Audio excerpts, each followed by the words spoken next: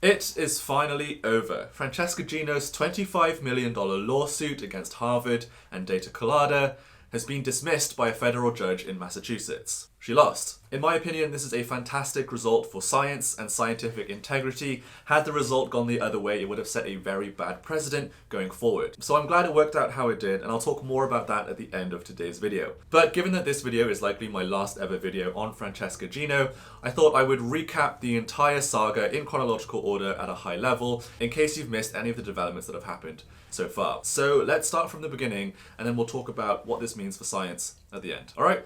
Let's go. Chapter 1, the PhD student. Around 2018, Zoe Ziani is a PhD student in Paris. She is doing her PhD on the psychology of networking, field in which one of the cornerstone papers happens to be written by Harvard professor Francesca Gino, along with a couple co-authors. This cornerstone paper from Francesca Gino claimed that networking makes people feel dirty. Zoe thought that this idea seemed pretty implausible, and when she looked at the data of this paper, she found that it didn't make sense. At first, she thought that perhaps the authors were just cherry-picking their data or p-hacking, but after a little bit of digging, she actually became more suspicious of the data and came to the conclusion that this was not just p-hacking, that this was actual fabricated data, aka data fraud. But when Zoe brings these findings to her supervisors, which of course is the correct thing to do, her supervisors, rather than approach this with curiosity and concern, instead try to shut her down. Essentially, what Zoe experienced was her supervisors trying to bully her into not pursuing this line of inquiry any further, which in my opinion is absolutely shameful. If you're an academic watching this and maybe you supervise some younger students, please do not do this if this happens to you. If a student approaches you with concerns about a paper, even if it's a paper about somebody very famous, approach it with curiosity and an open mind. You'll only be doing science a favor and fostering a good atmosphere for science. However, Zoe, being a legend, refuses to be bullied into silence and instead decides to enlist the help of another fellow researcher to look more into Gino's data. The two of them together look into Gino's work and end up identifying 3 more datasets which they think contain fabricated data. So, if you're keeping track, that's now 4 different datasets from 4 different studies, all of which they think contain fabricated or fake data. So, since Zoe and her anonymous friend were not getting any luck with their own university, they instead decide to bring these allegations to Data Colada. Chapter 2, Data Colada. Data Colada are a blog run by these 3 researchers, Yuri Simonson, Leif Nelson, and Joe Simmons. On this blog, they investigate and write about research misconduct and other issues of scientific integrity. When approached by Zoe, they have the correct response as any good academic should have, which is concern and curiosity, but also a healthy dose of skepticism. So when Zoe approaches them with these allegations, Data Colada work with her and her anonymous friend to validate all of these findings. And according to Zoe, they were incredibly rigorous, triple checking every single claim that Zoe made so that the only plausible explanation for how this could have happened was data fraud and not something else more innocuous or innocent. But after what seems like many months of checking, they come to the same conclusion as Zoe and her anonymous friend. This is data fraud. When they looked into Francesca Gino's datasets, they found that the p-values were too low, the data was out of sequence. They even went as far as to look into Excel's calc chain files to find evidence of physical manipulation of the different cells within an Excel spreadsheet, which very much looked like somebody tampering with the dataset. And in the case of the networking paper that kicked this all off for Zoe Ziani,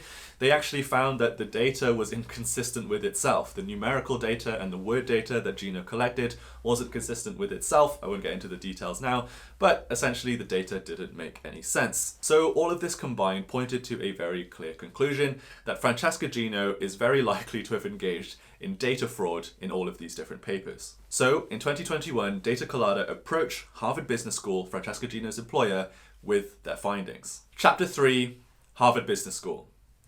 When the dean of Harvard Business School, a guy called Dean Data, hears about these accusations from Data Colada, he, to his credit, approaches it with the right attitude, which is concern and skepticism. After all, fraud on this scale and of this magnitude is quite rare, and also Francesca Gino is one of his superstar professors. So he asks Data Colada to not post their blog posts on their findings about Francesca Gino, but instead first wait for Harvard Business School to run their own internal investigation to validate the findings made by Data Colada and Zoe and her anonymous friend. And massive kudos to Data Colada, they agree. Now that's a really tough thing to actually do.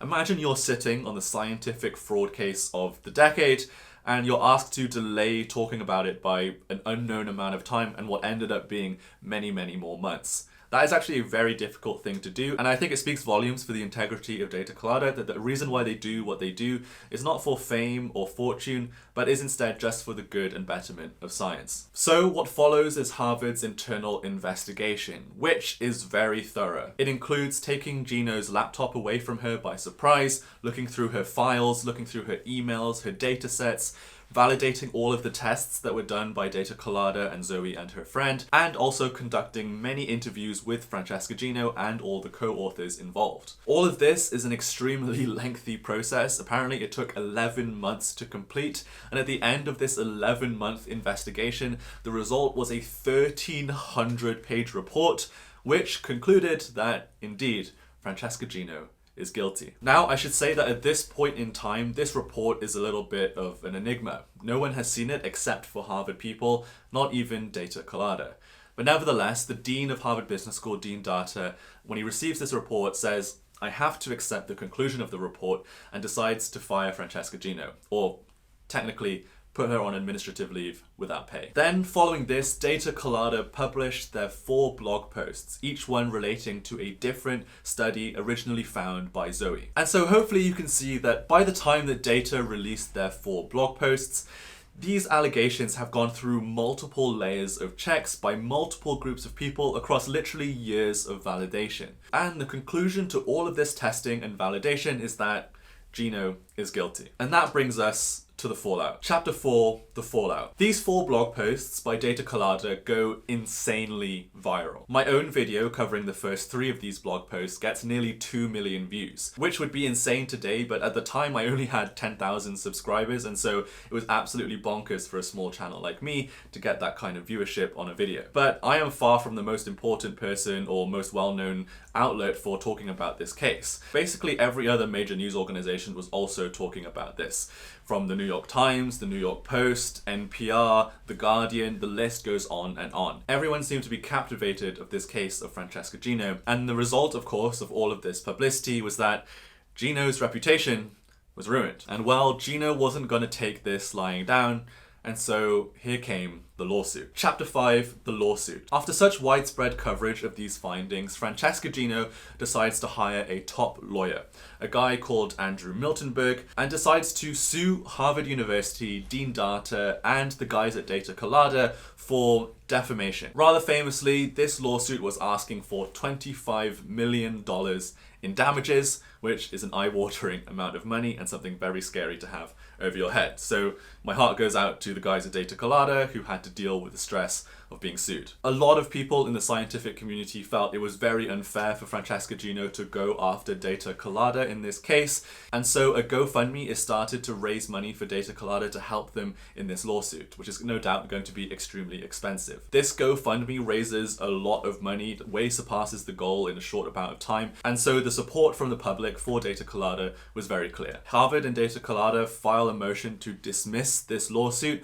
but the hearing of their case was not to be for many more months. During these many months, Gino tries to defend herself on one of the papers via a website she sets up called Gino versus Harvard. On this website, she provides some half-convincing arguments that I covered in a previous video, but I think the overall general sentiment amongst the public was still very much in favor of Data Colada. But then, in March of 2024, another major development happened, which was the release of the report. Chapter 6, the report. So in March 2024, there was a motion to unseal the Harvard Internal Investigative Report.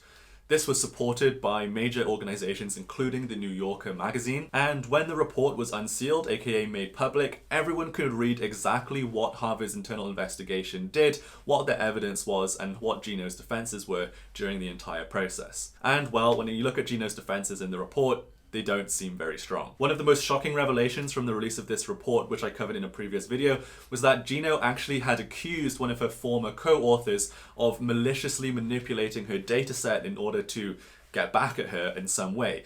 This person was redacted from the released report, but I am 99% confident that the person she was referring to was Nina Mazar. But when you consider the timelines and the motives of this entire saga, it just seemed really implausible that that is actually what happened. Like, I highly doubt that Nina Mazar had anything to do with this kind of data manipulation. And that's what Harvard's internal committee also said. They agree that it is highly implausible that Nina Mazar was the one who actually did this data manipulation. But there were actually other things that were revealed in the report that I never even covered on this channel. For example, here's me reading the coverage from the New Yorker magazine. They write, "In perhaps the most comically inept example of alleged misconduct, the apparently falsified data in a file had been deliberately highlighted in grey. In one case, the description of a study had been revised over several successive drafts and in plain sight of the co-authors, seemingly to compensate for fatal flaws that had been pointed out in the original design.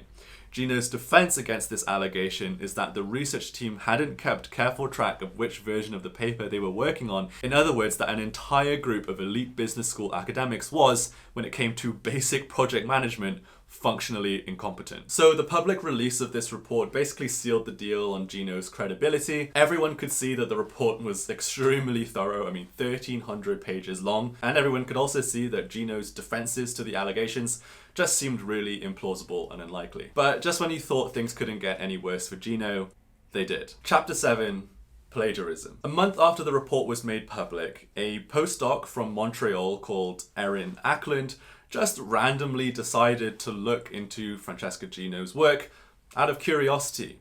And she literally had to look at one chapter from one book that Gino wrote and immediately found evidence of plagiarism. A little bit of digging later, and Erin Ackland had found multiple examples of plagiarism in basically every book that Gino has ever written. Science magazine then published an expose revealing these details, and this basically just removed any last shred of credibility that Francesca Gino had. She was already scraping the barrel at this point, but this really took the barrel away. Because at this point, the only thing that Francesca Gino really had going for her in terms of credibility was that the opinions of people who worked with her were mixed as to how plausible it was that she would engage in this kind of unethical behavior. There was a large group of her co-authors and people that she worked with that said that they found it highly unlikely that Francesca Gino would be the kind of person to engage in unethical behavior. But with these multiple accounts of plagiarism across many different years, across many different books, it just shows that Francesca Gino is sort of not afraid to engage in unethical behavior,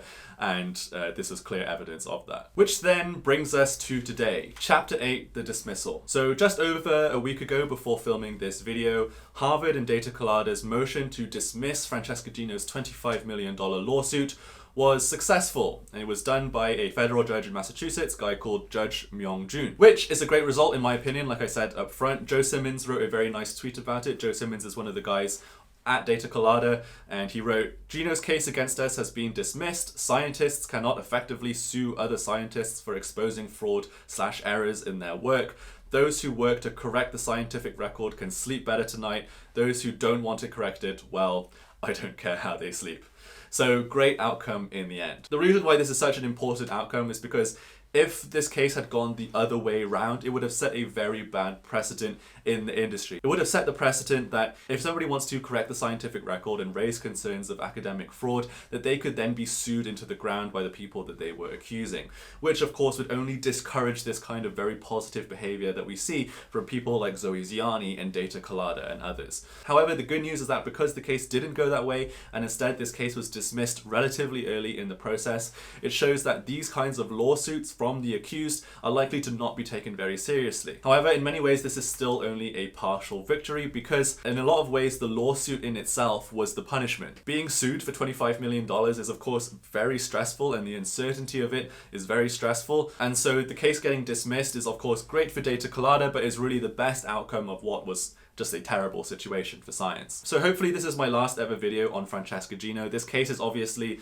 had a massive impact on my field of behavioral science, but I just want to thank you guys for all the support that you've shown the channel on me covering this very story. I know it's captured a lot of your imaginations, and I'm glad it's resonated with such a large audience. I really appreciate it. So I'll end this video by just giving you a little bit of food for thought. There's this phenomenon in behavioral science. It's called the Streisand effect. It was named after Barbara Streisand when, in 2003, 2003, she and her attorney tried to get this rather obscure photo of her house removed from the internet. It was a photo that was taken to document coastal erosion, but she didn't want it on the internet, and so they, tried to get it removed. But the irony is that in her efforts to try and get this photo removed from the internet, instead this garnered a lot more attention to that photo and the opposite result occurred. So the Streisand effect is when people try to bury something from being public and instead draw more attention to it and make things worse for themselves. So if you're an academic who's accused of academic fraud, maybe don't sue the people accusing you for $25 million because you're only going to make things worse for yourself, like Francesca Gino did. Instead, admit your mistakes, take the L, and move on. Thank you guys so much for watching. Thank you for all the engagement, and I will see you in the next video. I appreciate it. Thank you. Bye-bye.